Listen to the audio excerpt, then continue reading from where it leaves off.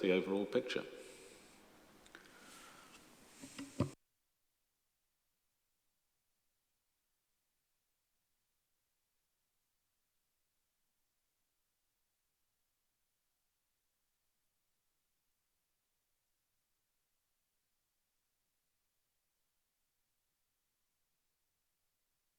Anything else you wanted to add, Mr. Corsia?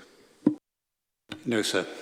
I think the scope for online teaching is probably matter for Monday rather than today, I would have thought.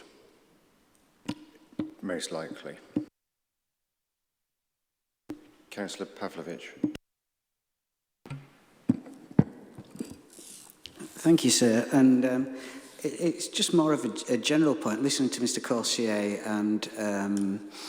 and I do understand where he's coming from in respect of the 650 growth job figures being from 2016. My concern is that if he's right and the country does move into a significant recession and he's talking about mass unemployment, the more general point and the elephant in the room is what is the impact of that going to be for people in York? You know, if we see repossessions increasing, if we see mass unemployment, we're going to see a hugely increased need for genuinely affordable housing. And those are the points why I would be very, very concerned if we were talking about a reduction in the housing, in the overall housing numbers. Because you're going to exclude a significant proportion of the people that are going to be affected moving forward by an increase in poverty. And that's what I feel we do. I think that's what we are facing, sir. Mr. Merritt. Thank you. I just wanted to, as I say, I've been assisting Councillor Pavlovich in terms of the written submission and evidence. I just want to come back to the university's 1.5% growth. The evidence base is based on the HEFCE and now replaced by HESA figures, and the increase between the 2016 evidence base figure that we quoted in our Matter 2 submission in Phase 2 was 16,680 in the Council's evidence base to 22,695 for the 2020-21 year, which is a 36% increase. If you take 1.5% annum from 2016 to the end of the planned period in 2033, the cumulative percentage increase would be 26.9%, which is actually 7% less than the growth you already had to 2021. So the 1.5% figure is simply not credible unless you're actually assuming the university is going to contract. So we do need to have an appropriate, correct evidence base taking account of what has happened in the first part of the planned period. I think from our point of view, we would expect to see some continuing expansion of the university, both student numbers and the employment, recognised as not necessarily an absolutely direct relationship between the two. But at the moment, the figures that you're being quoted are simply not credible against what has actually happened in terms of the expansion of student numbers.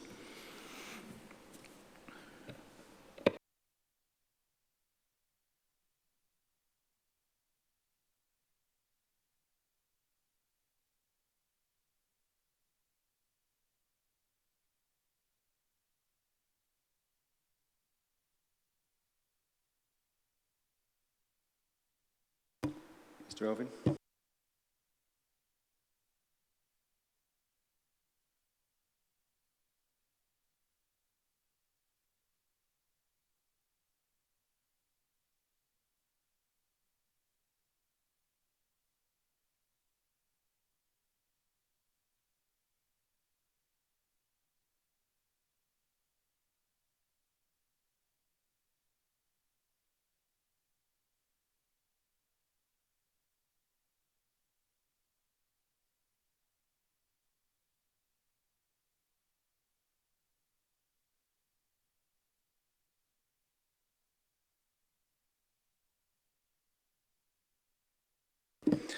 Okay, is there anything else on issues 2.1 to 2.3?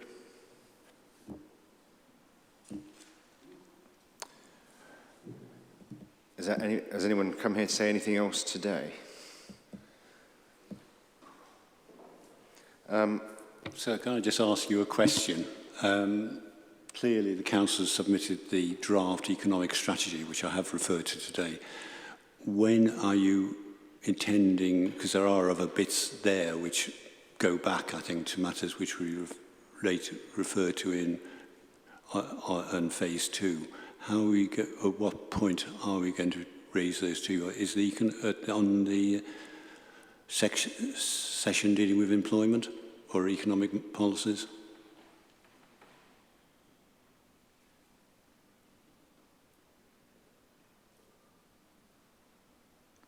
It obviously deals with also a wider question. There has been a lot of new documentation again coming from the council, which is how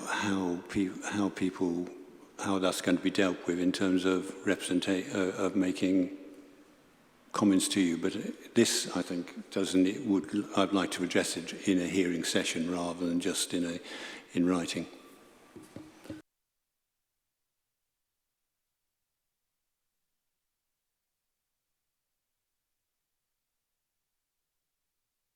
Yeah, as is often the case in examinations like this one, there has been quite a lot of new stuff coming in.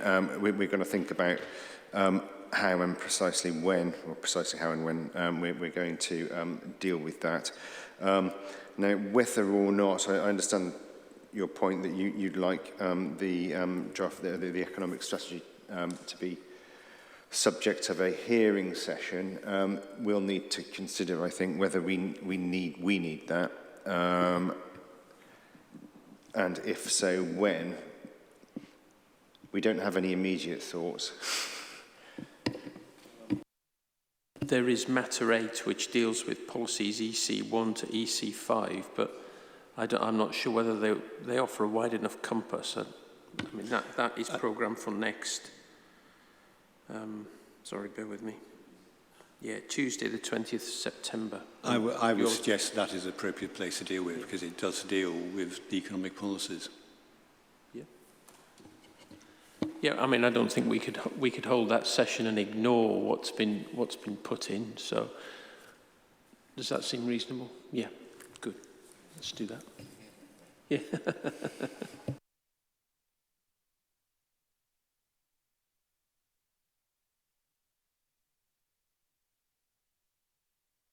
Let's say that we'll deal with it then.